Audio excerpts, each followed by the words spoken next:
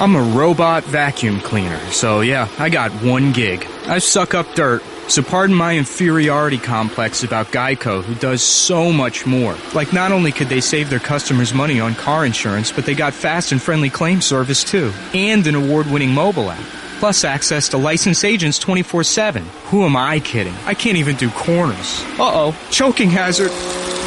Popcorn kernels. Geico. Expect great savings and a whole lot more. Happy Friday, everybody. We made it. Yay. Golic and Wingo on ESPN Radio and ESPN News as the Australian Open coverage continues on ESPN2. And once that match with Jelena Ostapenko is over, the reigning French Open champion, we will bounce over to that on the TV side. We are presented by Progressive Insurance. All phone guests join us via the Shell Pennzoil Performance Line. Trey Wingo, Mike Golic Jr. You know, on NFL Live, we always call this the day before the day before. Yep. And we're looking at the day before conference championship Sunday in the NFL. I think it's the single greatest day in the history of the entire season. What about you? And it's over too quickly. Yes. I mean, that's what, Mike, I heard you talking about this morning. We're getting close. We're getting close to the end of football. So that's always kind of hanging there. I so look forward, obviously, to last weekend, the divisional games, and this one, the setup. I think we could have two really good games here. But always floating in the back of my mind is come around 9:30 on Sunday. That part of it's done. We only have one more game because I don't know if we really count the Pro Bowl, you know. So we have one more real game. So that it just kind of hangs there like a black cloud in my head about how much I'm looking forward to Sunday. But then the ultimate realization that it's just about done when it's over. Yeah. I think for me that's why I'll take the divisional round a little bit better because I still go, oh man, I have so much football that comes after this still, and it's a lot of really good stuff that I can really bask in the divisional round without a lot of the nerves. By the way, I gotta say, I'm so mad at you, Junior. I'm so mad at you. Yeah, I'm interested. You're mad at Mike? I'm very mad at your son. Very mad. Did you do something yesterday? No, today.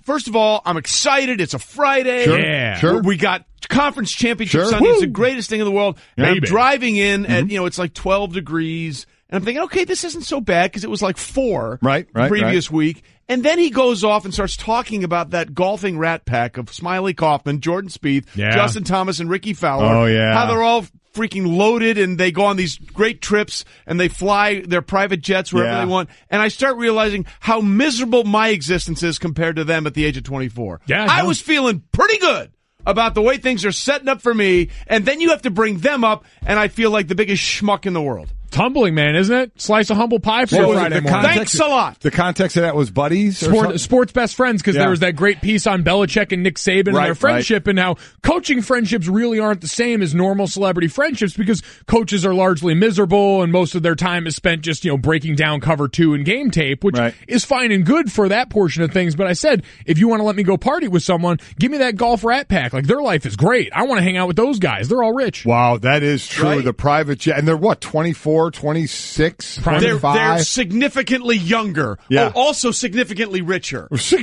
And better looking, tanner, Stop it. The list goes on and on. I may not make it to 10 o'clock this morning. If you don't stop talking about those guys. Okay, I get it. You understand? The only thing they're missing is is when you think of the football or the bat, they look like, these good-looking these golfers don't look, they're not overly large. Yeah, you know what I mean? They're lithe. But they're limber. Think about it. They don't have a pin in their shoulder like you do. True. Their bodies work fine. Stop it. And they're going to work fine going forward because they're young and rich and tan. Boy, it is really a good life, isn't it? Yeah, and now it's like 4 degrees. Kind of brought you back down. Yeah, a cold slap. Kind of added to your 20th straight day of work. 20th straight day of work. Doing some NFL. What are you doing to me, man? So you said their life is great, your life stinks. Pretty much almost at the end of the football season. What are you doing? Wow. What are you doing to me? Sorry, I didn't think of the trays this cold morning. Slap in the face. I'll keep you in mind more going forward. All right, here's what we got coming up on the show. Sal Palantonio will join us.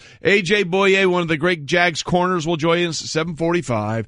8:30, Darren Woodson will be in here to talk about conference championships. He was 3-0 in those games in his career. 3-1, actually. I apologize. There you go. Jeff Darlington will be here at 9:05. And Teddy Atlas will join us at 9:30, talk about the fights coming up this weekend. We have a lot to get into, so let's start delving into it right now.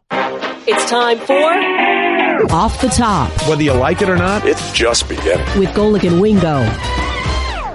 All right, we start in hockey off the top. In a meeting between the two top teams in the NHL, the Golden Knights beat the Lightning 4-1. How about Vegas reaching 30 wins in its first 44 games, Mike? Really impressive. It's the fewest games needed to reach 30 wins by an expansion team. You go back to the Florida Panthers back in 93, they needed 69 games, as did the Flyers in 1967-68 season. So pretty impressive what they've done. They're 12-3 against teams that have made it to the Cup final the previous 5 seasons, and they improved to 19-1-0 when scoring first, the fewest losses when scoring first of any team in the NHL. You can't ask for not only an expansion team, but we finally have pro sports in Vegas that we're getting over that stigma and that hump. So an expansion team and in Vegas and how well they're doing. It's a good thing because it shows that the model can work. It's a bad thing because now you're the Raiders looking at this going, oh, so we actually have to win coming over here now. Like, this team has done really well to start things off, and that's the standard for us. Good luck.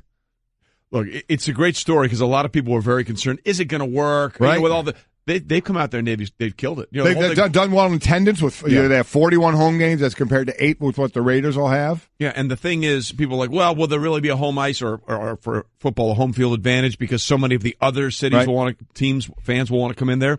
All that has played out perfectly. So kudos to the Golden Knights for the things and they've been able to do and the amazing success they've been able to have. Off the top. Hey, guess what? The Cavs won a game, but it was a lot closer than it needed to be.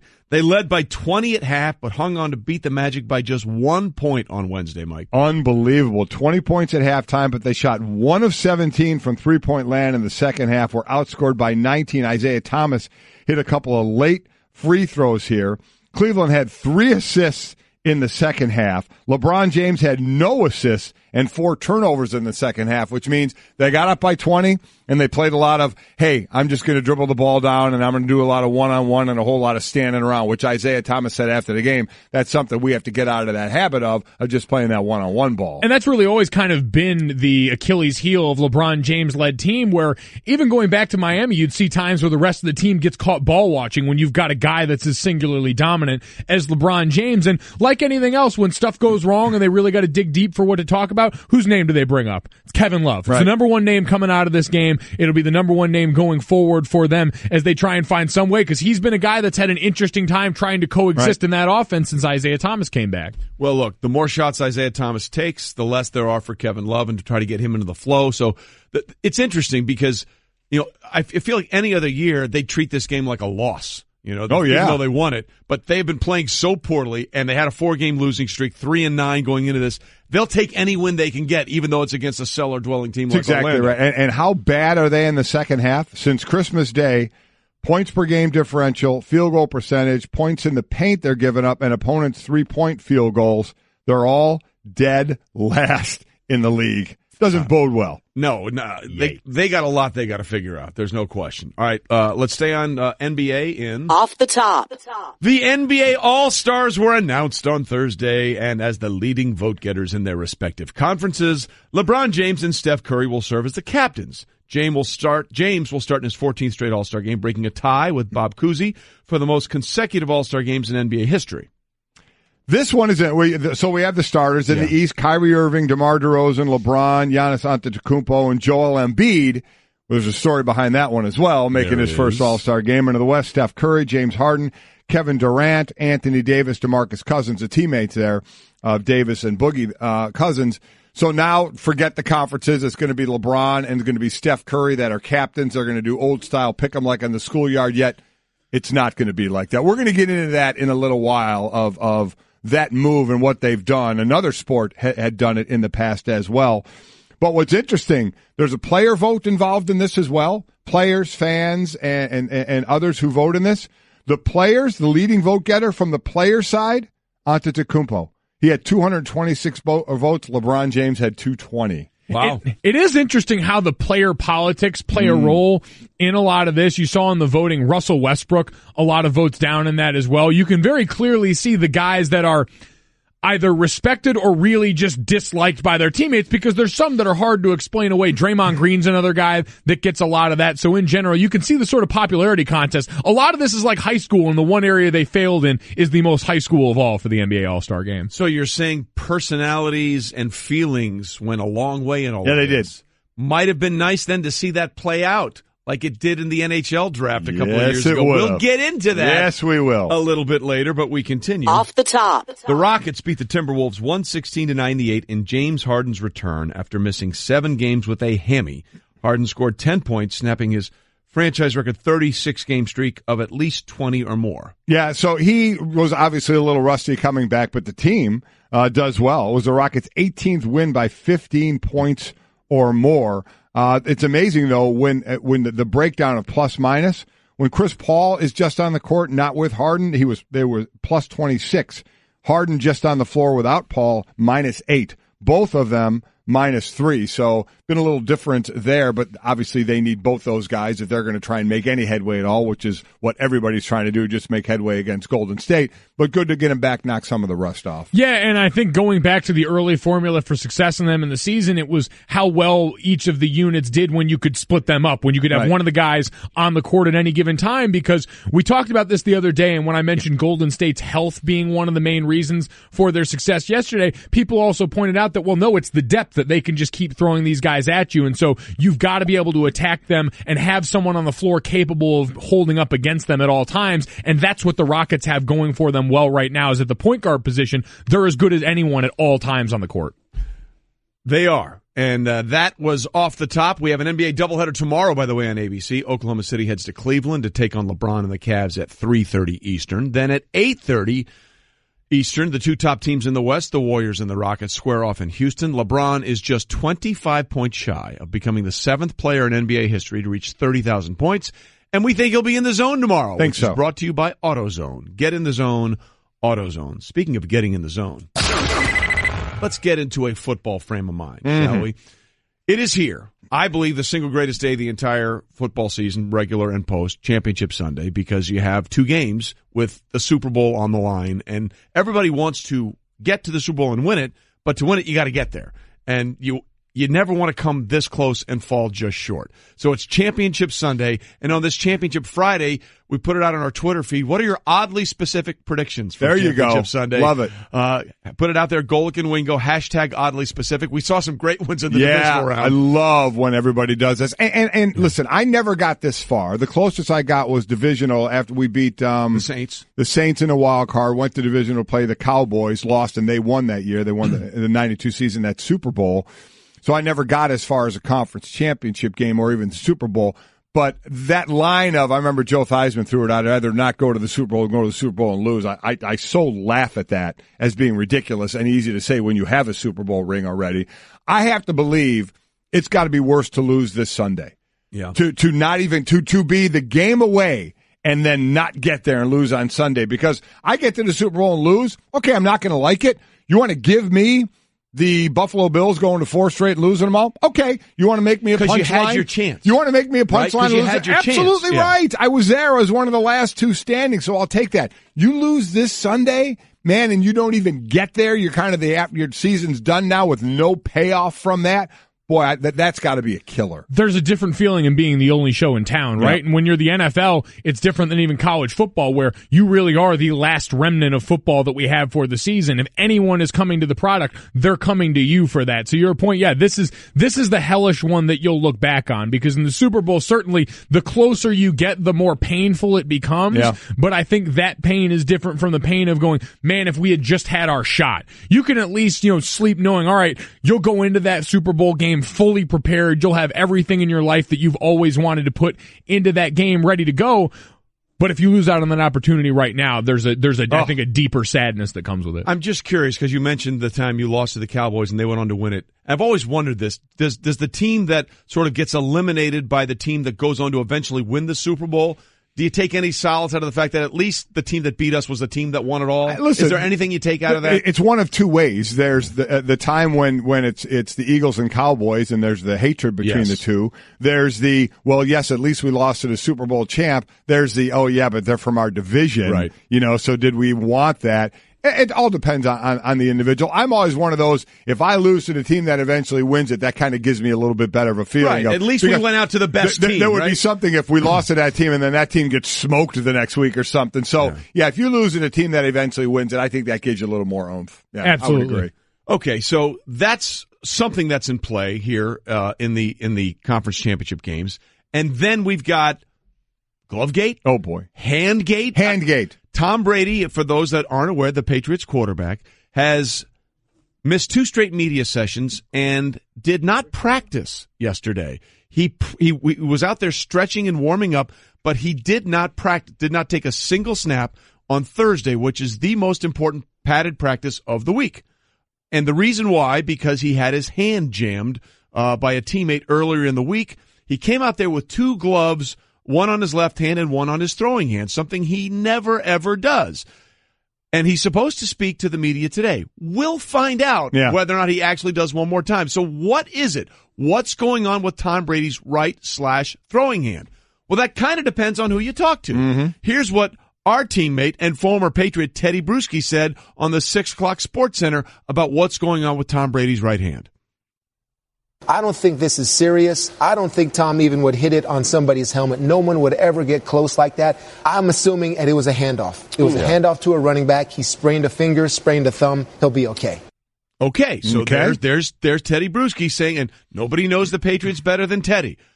However, that is not the consensus among everybody that is dealing with the Patriots. Here is our Patriots reporter, who is as plugged in and dialed in as anybody that covers this team, Mike Reese, with his take on what's going on with the hand of Tom Brady.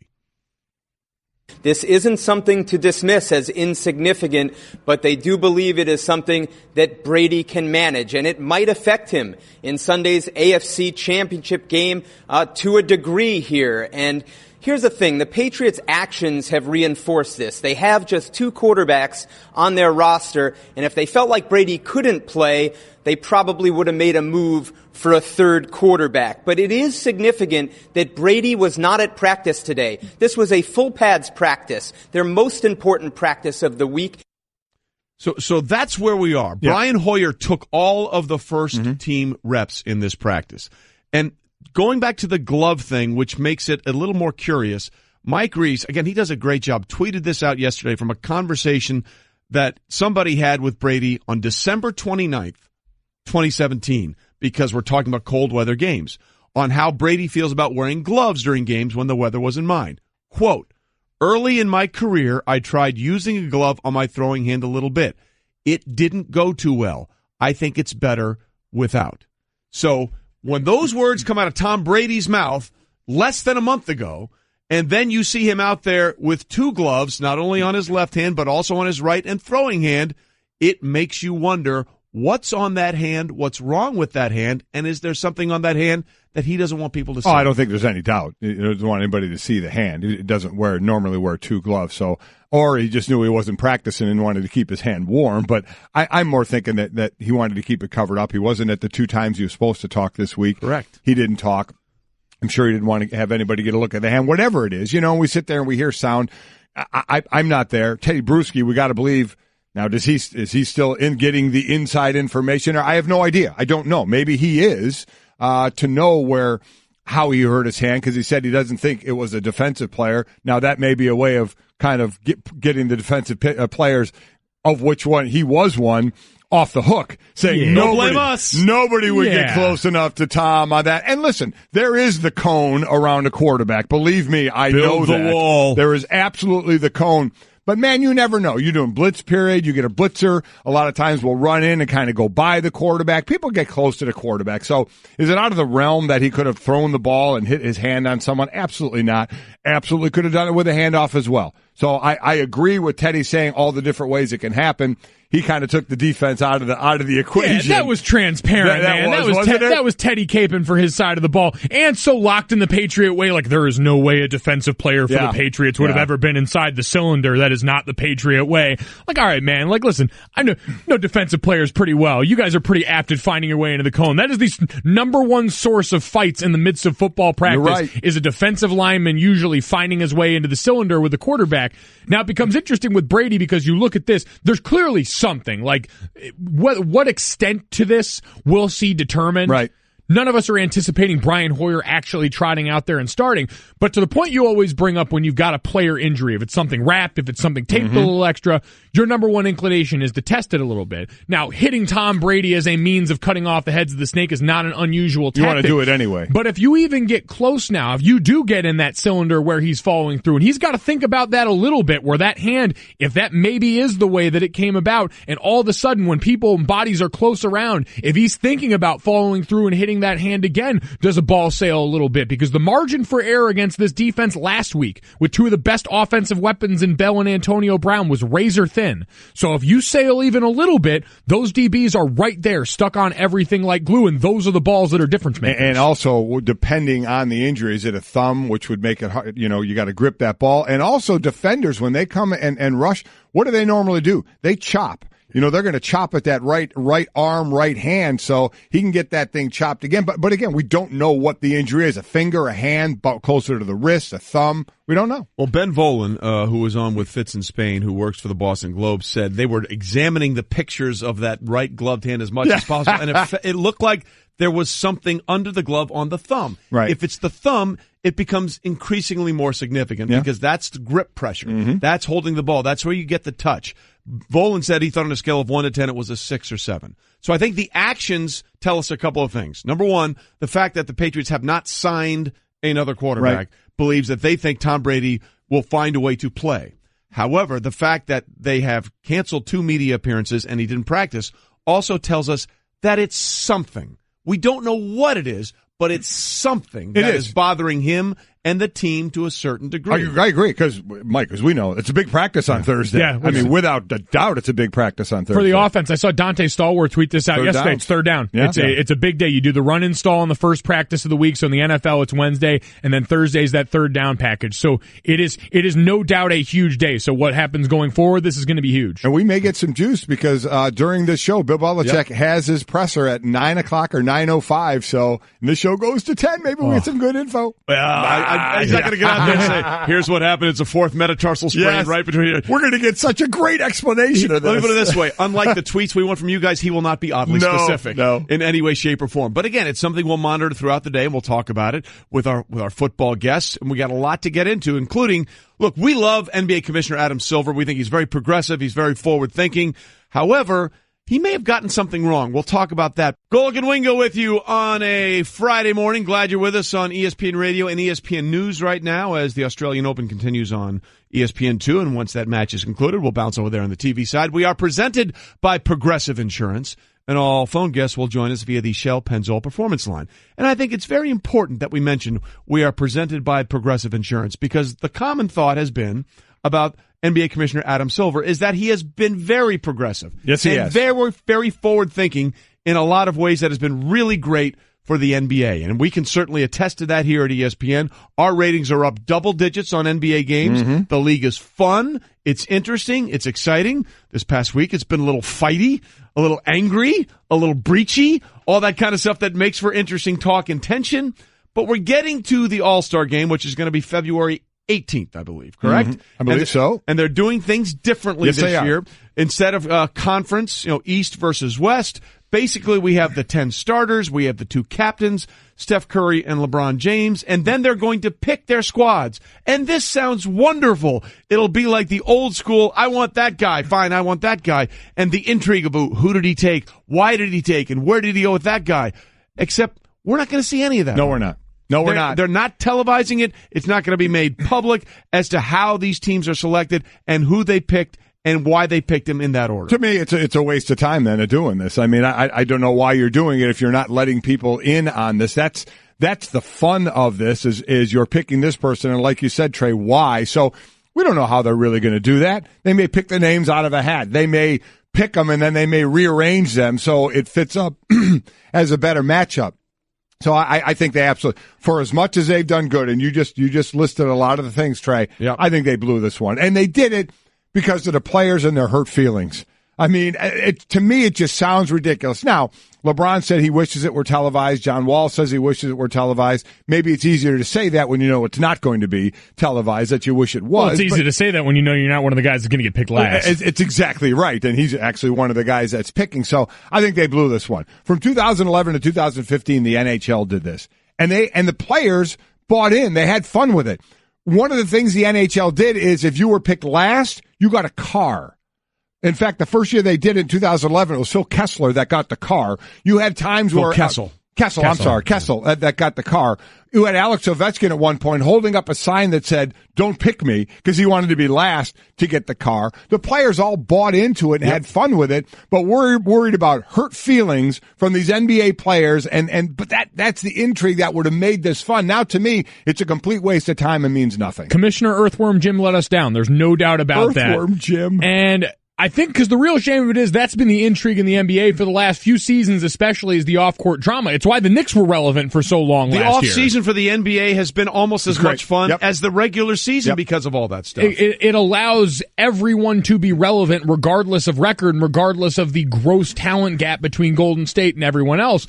I don't know why you don't continue to lean into that. And that's how you know, by the way, the point that you've gotten, because Rachel Nichols brought that up on The Jump the other day. When basketball people are invoking the name of hockey, you know we're desperate for the juice, right? Yeah. Like, you know we're so thirsty for this model that we're willing to bring up hockey and basketball spheres for it to happen. Well, here's NBA Commissioner Adam Silver a couple weeks ago. I think he was in London when he was asked about this. He said, look, this is a new initiative, so it may develop over time in terms of how teams are selected.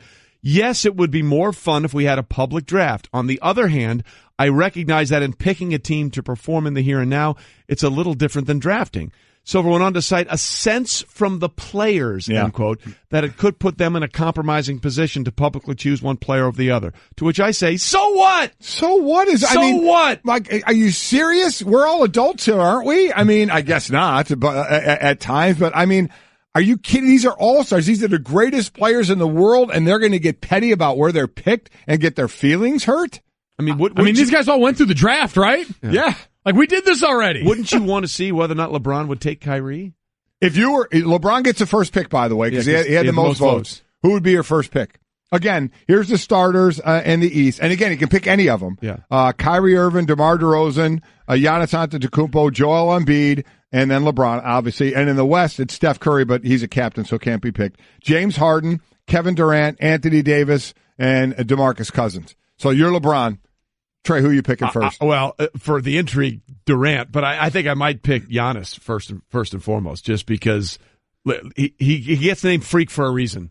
Who are you picking? Yeah, I'd probably go KD on this one. That seems like a pretty easy one, but to that point, see what we can do. Yeah, well, exactly. Like, I'm going for the max amount of like what we can showboat through the course of this game. So I want length and athleticism. Here's what I'm taking. Anthony Davis. Yeah. And then I'm telling Cleveland, look at how well we play together. That's very good. Look at this big guy in the middle and me out here and what we can do. Go get him. Well, and that's who's not wanting that? Kevin Love. No, don't make that pick. What are you doing? See, this is why it's interesting. Oh, it'd be awesome. If he picks Anthony Davis, look how great these two work together. Meanwhile, Kevin Love is somewhere watching. Why are you doing this to me? What are you doing? This would be the very real life version of us combing through NBA Instagram likes to try and find out what these guys are saying. It's taking all of that and putting it in a real life setting. Basically Survivor style. And I don't know. This is one of the few areas. The NBA has always been out in front of everything. Like, we always criticize the NFL for being reactive. The NBA has been proactive, and here they dropped the ball. Well, look, he said it could be revised over time. And I guess he was, on some level, look, one of the things that Adam has done better than any other commissioner in recent memory, not just the NBA, but in any of the major sports, he listens to the players. He listens to the players. So clearly, this was a message that the players sent to Adam. Well, I completely agree. And as he said, it can develop over years. But you know what? This one is on the players. This was on you players, and you greatest players in the world. To not want to do this because your feelings may get hurt is amazing to me. It just blows my mind. Well, we heard enough from the really good guys at the top who said that they would have been all for televising it. So who's the one? Like, who's the snitch? I'm sure it's more than one. Well, I mean, then you know what? I guess who were the guys that were the ones that went complaining to Dad? Well, didn't Carmelo Anthony come out and say that players' feelings may get hurt? Yes.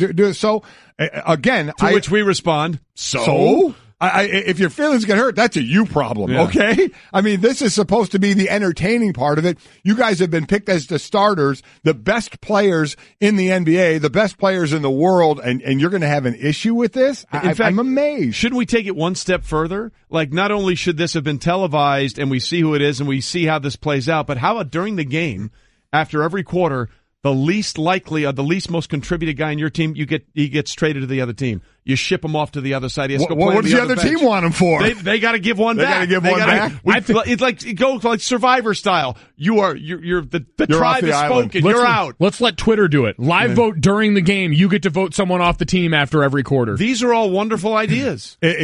Scott tweeted this in, and I don't know if it's true, but if it is, that's fantastic. He said, also important to note, in the NHL players, when that draft was going on, they were drinking during the draft. Everybody wins. Awesome would that be? See, everybody wins. That's what we need more of. You want players to be more actively involved because, listen, that's part of the fun in the Pro Bowl and any of these get-togethers is these guys who aren't normally teammates together get together. I saw an interview that Eli Manning did from the Pro Bowl the other year. And I don't want to, insinuate anything, but it seemed like there was an altered state involved there, which is great. You guys are hanging out by the pool all day. You always hear these stories, especially when the game was in Hawaii, about guys racking up big bar tabs by the pool. And that's why the game got serious at the end, so you get the winner's share. Exactly. What did Peyton once say at the NFL Pro Bowl, talking about Mike Vander? That's our idiot liquored up kicker. But I mean, in the NHL, you hear stories about that where these guys were together and they were ribbing one another and having fun with it. Yeah. Which is exactly what you should be doing here. So it would be so great to have all these players, NBA players, in one room and the chatter going back and forth, the talking back and forth. It'd be great. The drama is what makes it. Now, this is meaningless. Yeah. This new way they're doing is completely meaningless if it can't be a public thing. Yeah, how justify how you got there, how this thing came together. What do we always say? Why the NFL does Hard Knocks? People want to go behind the curtain. They want to see how the sausage is made. Sometimes they regret it,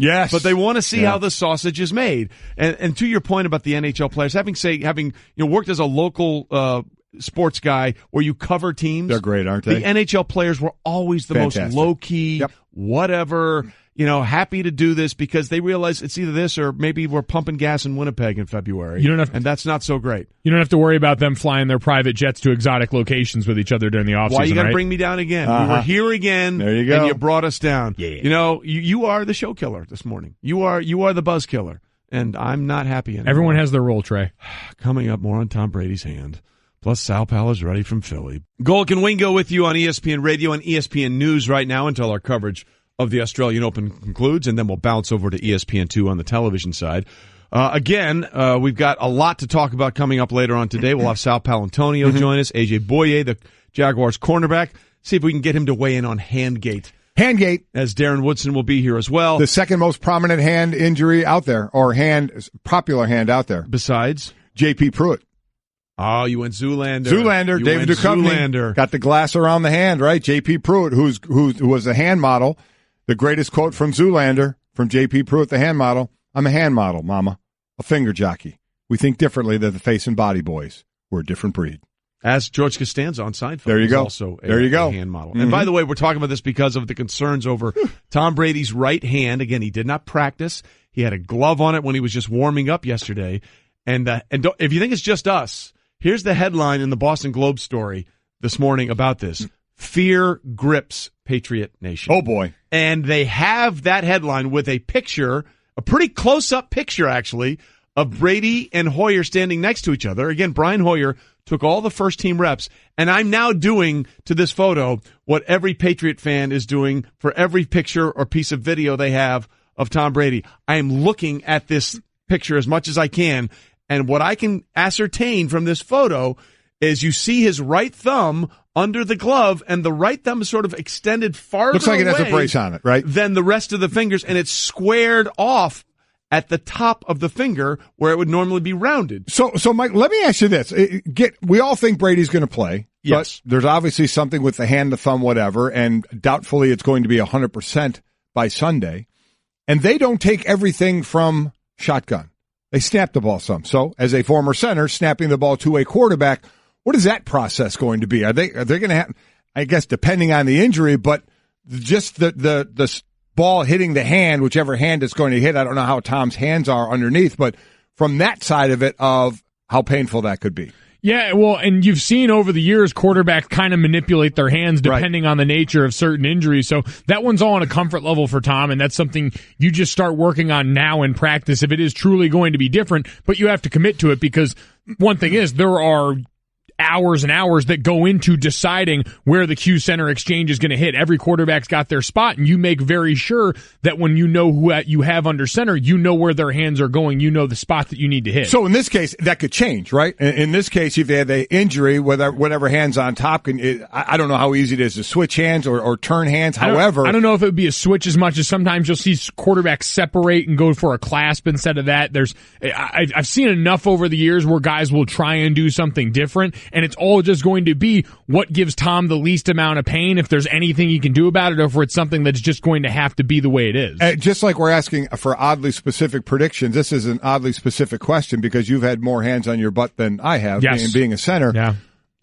One would hope. Do right-handed quarterbacks normally have their right hand on top, or does it? Usually right hand on top. I didn't know if some were more comfortable the other way. I honestly, This would be your Kamehameha if you were a right-handed quarterback under center. So just usually, so you know, for those that aren't seeing us, if you're not watching right now, he has his hands, the peels of his palms together, and the right hand is on top. The left hand is underneath. And for your snap, the ball then hits the top hand, which is the right hand in this case, correct? Exactly. Okay. So we got oddly specific there, but I thought, why not? It needed to be oddly specific. And again, Bill Belichick is supposed to speak to this morning at 9:05 because this week, as Teddy Bruschi calls them, these are hat and T-shirt games. Yeah, you get a hat and a T-shirt. You get three. You have a chance to get 3 of those a year. One when you win your division, one when you win your conference, and obviously if you win the Super Bowl.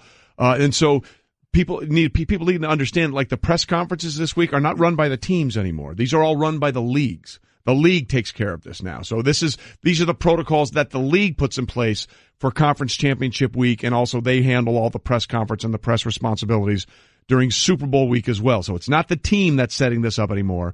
It's the league. And that's why it makes it also a little interesting that Brady has missed his last two press appearances. He was supposed to do something Wednesday.